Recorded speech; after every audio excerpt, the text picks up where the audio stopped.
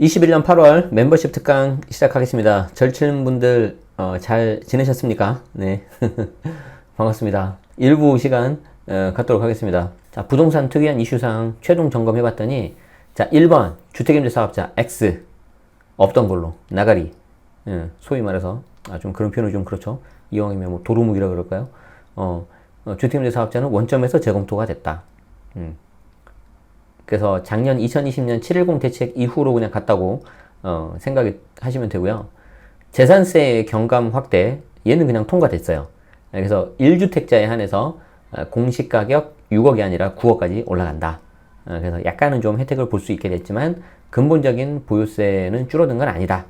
조삼모사일 수 있기 때문에 여러분들 잘 알아두셔야 되고요. 3번 비과세 9억에서 12억 올라간 거 관심 많으시죠? 세모. 왜 세모냐면 법안이 올라가 있어요. 근데 언제 통과될지는 모르겠어요. 자, 법안이 올라가 있어요. 그렇지만 언제 통과될지는 모르겠다. 그래서 그래도 9억에서 12억 올라가면은 혜택 많이 볼 수 있으니까 좀 기다려 보시는데, 예를 들어서 이제 일시적 2주택 비과세 기한이 이제 마감이 곧 오는 그런 분들 있죠. 이런 분들은 좀 약간 좀 고민 되시겠죠. 그래서 좀 빨리 되면 좋겠는데 좀 그렇습니다. 자, 종부세 상위 2% 없던 걸로 됐죠. 이건 진짜 말 많았어요. 만시지탄이라고 하죠. 늦게나마 없앤 거 다행이다. 그런데 이 기준을 비과세, 양도세 비과세처럼 12억으로 맞춰주면 참 좋을 텐데, 야, 이거를 또 11억으로 했더라고, 11억으로. 근데 왜 11억으로 했는지, 11억으로 했는지 뒤에 보여드리겠습니다. 얘도 일단 없던 걸로 됐고요. 양도세하고 같이 지금 올라가 있고 아직 통과는 안 됐습니다. 그래서 각각의 주제별, 4가지 주제 있지 않습니까? 각각 그 4가지 주제에 대해서 본인 상황에 맞는 대응 방안이 필요하다. 하나씩 살펴보죠. 자, 주택임대 사업자는요, 원점에서 재검토, 가장 혼란스럽고 황당한 경우입니다. 우리 절친분들도요, 2가지가 있으실 것 같은데, 2부류가 있으실 것 같은데, 기존에 등록하신 분들, 그리고 신규 등록을 고민 중이신 분들, 나눠서 생각하셔야 됩니다. 기존에 등록하신 분들은 최대한 본인 상황에 맞게 이제 보유 매도 전략을 짜셔야 됩니다. 그러려면은 내가 등록한 임대주택이 정말 제대로 등록을 했는지, 아니면 정말 잘못했는지, 그 세제 혜택이 무엇인지 잘 정확하게 파악을 하셔야 되겠죠. 이게 가장 첫 단추입니다. 첫 단추. 그리고 특히 최근에 이제 신규로 들어오신 분들 많이 계시는데, 신규 들어오신 분들 중에서 절친이 된 건 아주 잘하셨는데, 주택임대 사업자가 된 거는 신중해야 된다. 좀 더 제가 직접적으로 말씀드리냐면은 그냥 안 하시는 게 낫다. 왜냐면 세제 혜택 조차도 굉장히 많이 줄어들었고, 이 뒤에 보여드리겠지만 3년도 채 되지 않아서 정부가 했던 게 너무 이렇게 왔다 갔다 하거든요. 근데 지금 등록을 하면 10년이란 말이에요. 무려 10년. 10년을 미룰 수가 없다. 정책의 일관성이 현재 좀 깨진 상태이기 때문에 오피셜하게는 아주 신중하게 생각하시고요. non 오피셜하게는 그냥 등록하지 마십시오라고 말씀드리고 싶습니다. 아시겠죠?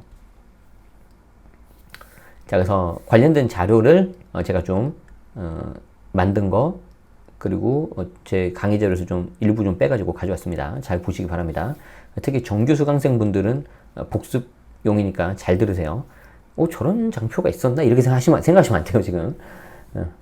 자, 주임사 제도. 자, 보세요. 2017년 12.13 대책 같은 경우에는 임대주택 등록 활성화였습니다. 등록을 하라고 장려했어요. 이때 박근혜 정부였습니까? 아니죠. 현재 문재인 정부였잖아요. 똑같잖아요. 그렇기 때문에 이게 좀 약간 말이 안 되는 그런 케이스가 되고요. 지금으로 기준으로 본다면. 그리고 나서 1년도 채 되지 않아서 2018년 9월 13일 날 혜택을 축소하기 시작합니다. 조정재산 지역에서 신규 취득한 경우에는 종부세 양도세 혜택을 못 받고요. 가액 요건까지 막 붙여버려요. 그렇기 때문에 좀 뭔가 이상하죠. 그리고 나서 이제 19년 2월 달에 관련된 시행령을 개정을 하면서 이거 좀 이상하다 해가지고 제가 그때부터 19년 2월부터 제 강의 들으신 분들은 아시겠지만 제가 등록 안 하시는 게 좋을 것 같은데요. 이렇게 말하고 다니기 시작을 했죠. 그리고 이제 2019년 12월 16일 날 더 추가적으로 세제 혜택을 줄이면서 등록 임대사업자 의무 위반 사례를 막 점검하기 시작합니다. 그리고 이제 작년이었죠. 2020년 6.17 그리고 710 대책 가가지고는 완전히 이제 유형을 없애버렸죠. 아예 폐지시켜버렸죠. 기존에 보면 한 그래도 10개월 정도 있다가 뭔가 대책이 나오고요. 또 한 1년 정도 있다 대책이 나오고 그랬어요. 그런데 2020년 보면은 617, 710 곧바로 나옵니다.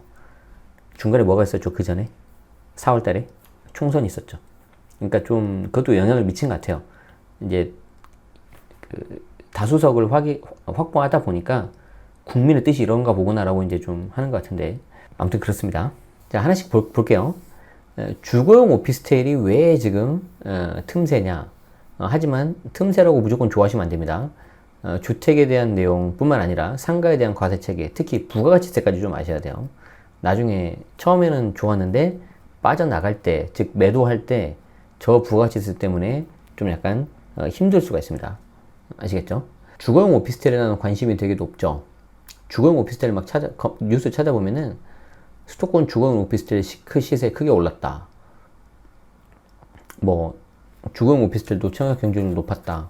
소형 아파트 뺨치는 주거용 오피스텔 막 이런 식으로 막 나오고 있는데 오피스텔은 여러분들이 조심해야 되는 게 뭐냐면 주거용으로 쓰면 이제 주택으로 가는 거고요. 업무용으로 쓰면 이제 상가로 가요. 주택이 아니에요. 그러니까 주택수에서 빠지는 경우가 있어요.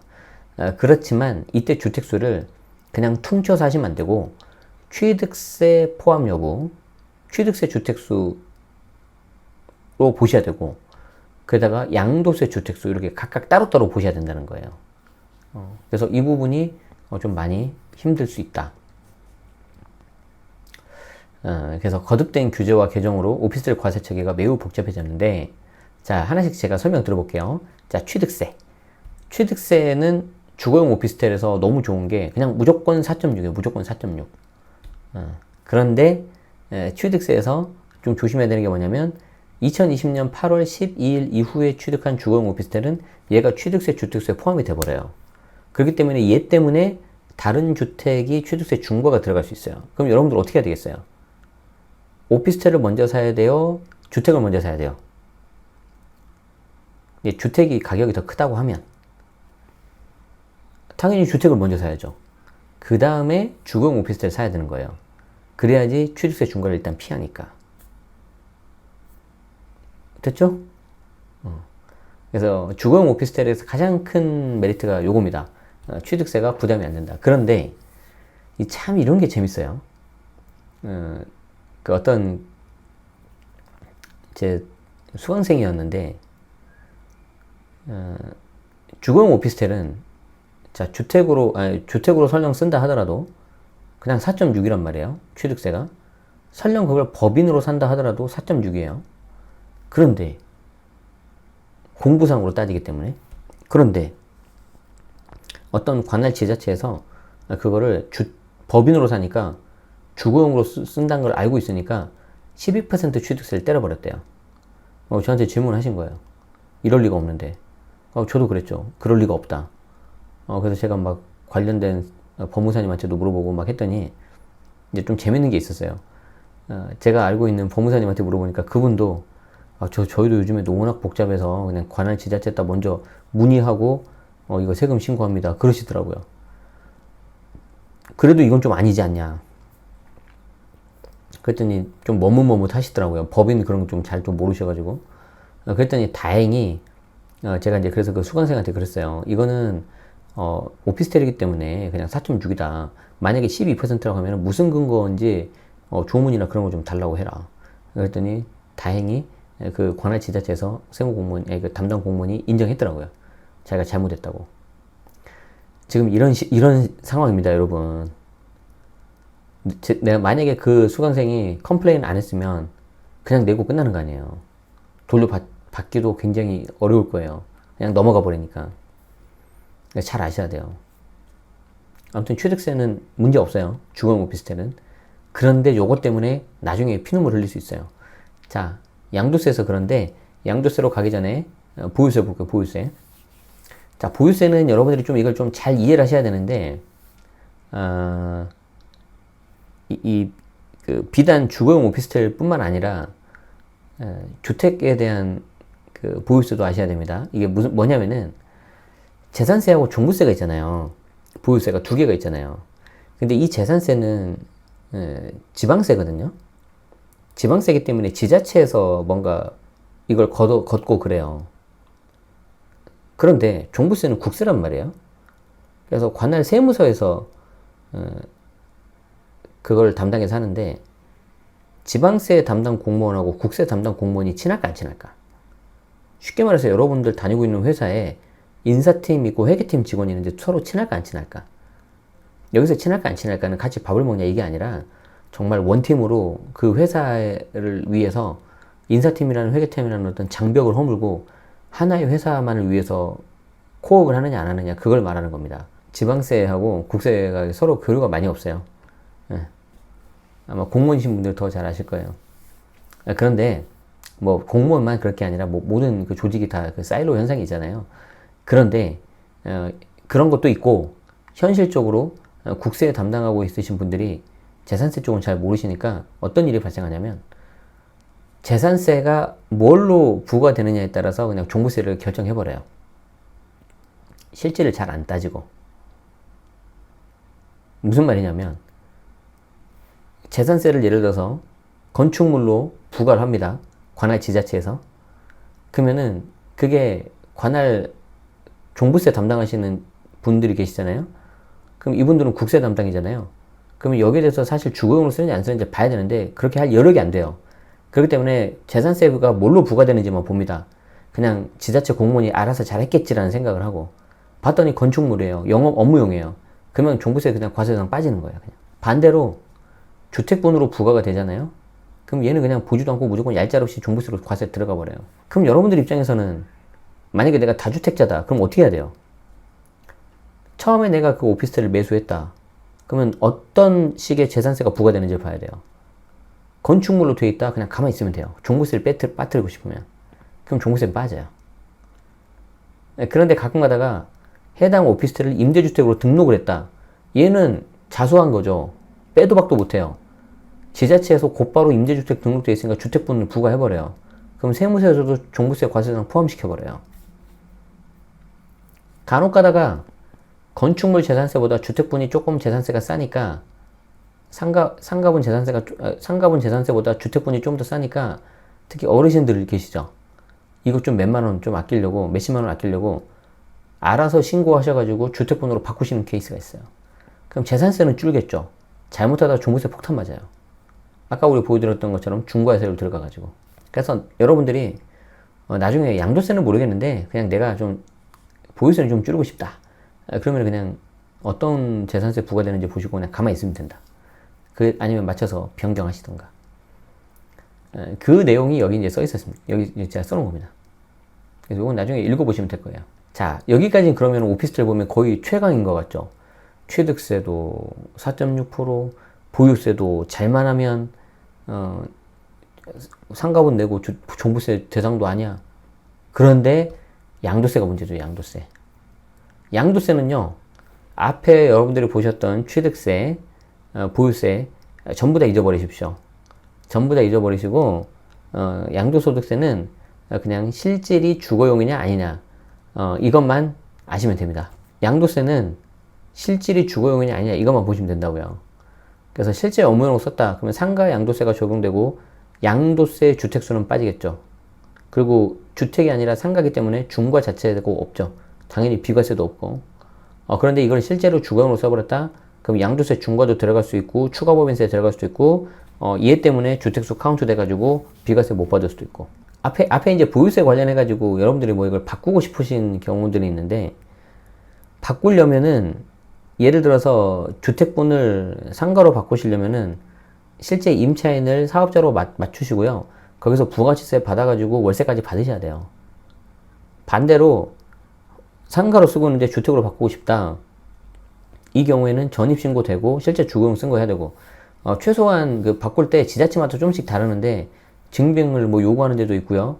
진짜로 막 이렇게 주거용인지 뭐 그건지 확인하는 경우도 있고요. 아니면은 그냥 공실 상태에서는 그냥 아름아름 해줄 수 있고 이런 데도 있다고 해요. 지자체마다 조금씩 다 다르대요. 상황이. 그리고 어떤 지자체는 명의가 바꾸면 그냥 알아서 상가번호로 바꿔버린대요. 왜 알아서 상가번호로 바꿀까? 얘가 좀 더 비싸니까. 재밌죠? 자, 그런데 지금 제가 말씀드리는 양도세는 취득세, 보유세 다 상관없다 이겁니다. 그냥 이때는 국세 공무원, 세무서 직원들이 그냥 곧바로 개입이 돼요. 그렇기 때문에 이때 뭐 이렇게 전입신고 내역을 본다든지 수도 요금을 봐가지고 종류가 주택분인지를 본다든지 뭐 정말 필요하면 실사까지 가는 경우도 있대요. 아주 드물지만. 왜냐하면 이것 때문에 다른 고가주택이 비과세가 안 되냐 그걸 또 판단해야 되거든요. 그렇기 때문에 양도세는 그냥 원칙대로 가시는 게 맞다. 그래서 앞에서 다 취득세 피하고 보유세 피하고 실제 주거용으로 쓰는데 건축물 재산세 부과되니까 종부세 피하지만 양도세에서는 걸릴 수 있다. 그건 각오하시고 하시는 게 좋아요. 자, 매수하려는 오피스텔이 주택분 재산세인지 어떻게 확인합니까? 가장 정확한 거는 해당 오피스텔 거주지 관할 지자체 전화해서 물어보시면 돼요. 담당자한테 몇 동 몇 호 어떻게 됐냐고. 주택분 재산세 부과인데 소유자 바뀌면 업무용 변경한다는데요. 지자체마다 다르다. 업무용 변경하려면 별도 신청해야 되지만 최소 공실. 공실 상태에서 바꿔주는 경우도 있고 아니라고. 진짜 저거 업무용 쓰실 거면은 계약한 거 갖고 오라고. 이렇게 따지는 경우도 있대요. 업무용 재산세 납부하면 그럼 주택수는 빠집니까? 아니라고 했잖아요. 양도세는 앞에 내용 다 필요 없어요. 양도세는 또 별도로 합니다. 그래서 이때도 실제 업무용으로 하는 게 가장 안전한 거죠. 그래서 자주 발각되는 사례. 고가주택 비과세 받으려고 오피스텔 그냥 이렇게 두리뭉실하게 업무용인 것처럼 했는데 이때는 얘를 먼저 팔아야 된다. 그리고 나서 얘를 팔아서 비과세 받아야 되는데 2021년 넘었기 때문에 최종 1주택 개념 적용해서 2년 더 있다가 이렇게 팔아야 되는 거죠. 얘를 업무용으로 바꾼다 하더라도 추가 2년이 있어야 되고. 그래서 오피스텔은 좀 이렇게 잘 좀 계획을 세우셔야 됩니다. 어설프게 아시면 큰일 납니다. 2부 순서에는 제가 이제 1인 기업을 이렇게 하면서 느꼈던 그리고 했었던 노하우들 그런 거에 대해서 지금 이렇게 하나씩 풀고 있거든요. 얼마나 또 다른 걸 하면서 좀 보람을 느꼈냐면은 저 같은 경우는 홀수해 재계약하는 게 좀 많이 있거든요. 제가 15년도에 많이 사놔가지고 그래서 이번에도 좀 많이 있었는데 전부 다 그게 보증보험 대상 들어가는 거예요. 지금 8월 18일 넘어가지고. 근데 계약서를 좀 일찍 쓰고 먼저 신고하면 그게 빠지잖아요. 게다가 저는 내년에 좀 만기되는 것도 있거든요. 그 자동 발소되는 거 있거든요. 아깝잖아요. 그래가지고 임차인 동의 얻고 그분들한테 말하니까 오히려 그분들이 막 이렇게 빨리 하자고. 그렇게 해가지고 싹 다 그냥 재계약 다 완료해버렸어요. 이때 이제 몇 건 한꺼번에 하느라고 바빴어요. 엄청 바빴어요. 그리고 그 와중에 제 꿈 중에 하나인 피아노 배우는 거. 이건 이제 우리 집 피아노는 아니고 이제 저희 집은 이제 그냥 전자 키보드 있어요. 이제 또 밤에 쳐야 되는데 밖에 들리면 안 되니까. 그래서 그냥 초보용 하나 저렴한 거 하나 구입해서 하는데 오늘도 레슨 받고 왔거든요. 여기 특강 하기 전에. 근데 복습을 많이 못 해가지고 진도는 많이 못 나갔는데 좀 연습을 하는데 그래도 아주 잘하는 건 아닌데 소질은 좀 있는 것 같아요. 약간 재수없죠. 어쨌든 그래요. 그리고 이제 특히 클래스 101 새롭게 런칭하고 자이TV 다음 주에 또 촬영하거든요. 많이들 응원 부탁드리겠습니다. 그래서 했는데 클래스 101 이게 진짜 완전히 엄청 내 시간을 많이 잡아먹는 그거였어요. 그래서 요 오늘 주제가 이거예요. 지금 요거요. 101. 그럼 이제 이 와중에 또 외부 강연도 했어요. 삼성금융 캠퍼스. 여기 이제 삼성금융 계열사에 있는 직원분들 대상으로 이분들 이제 고객 관리해야 되니까 그분들 대상으로 강의했었고 작년에도 했었거든요. 왠지 1년에 한 번씩은 꼭 갈 것 같아요. 이제 붙박이 된 것 같아요. 그리고 롯데백화점에서도 어제 울산 가가지고 하고 왔었죠. 네. 자, 그 중에서 이제 이 클래스 101에 대해서 제가 설명을 드릴 건데 어쨌든 지난 한 달을 돌이켜 보니까 굉장히 바빴지만 보람찬 날들이었고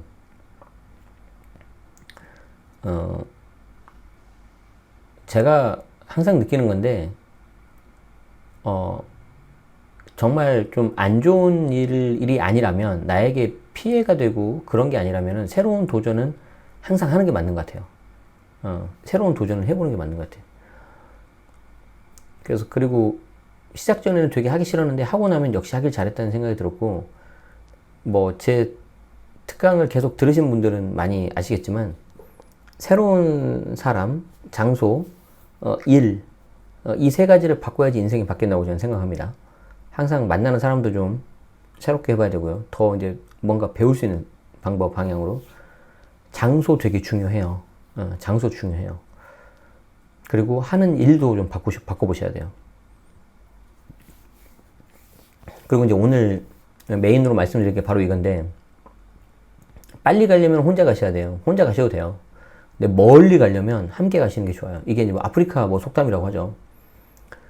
그런데 이제 이게 정말 요즘 들어서 느끼는 게, 제가 이제 특히 외부 업체, 아까 삼성, 클래스 101, 자이TV, 뭐 이런 데랑 하면서 많이 느껴요. 그러면서 그쪽이랑 하면서 많이 배우고 있어요. 그리고 항상 갈등이 뭐냐면, 제 시간을 투입을 해야 되기 때문에 기회비용을 저는 생각 안 할 수가 없어요.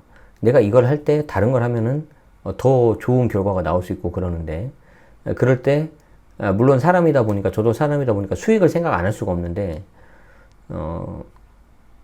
지금은 이제 수익도 수익인데, 이걸 내가 해서 내가 더 성장할 수 있을까? 그런 걸 좀 많이 생각하게 되더라고요. 그래서 여기서 중요한 키워드는 바로 좀 전에 말했던 성장이에요, 성장. 그래서 여러분들이라면 어떤 생각을 하시겠어요? 네, 멤버십 특강, 8월 특강, 여기서 마치도록 하겠습니다. 여러분들 다음 달에 또 건강하게 뵙겠습니다. 고맙습니다.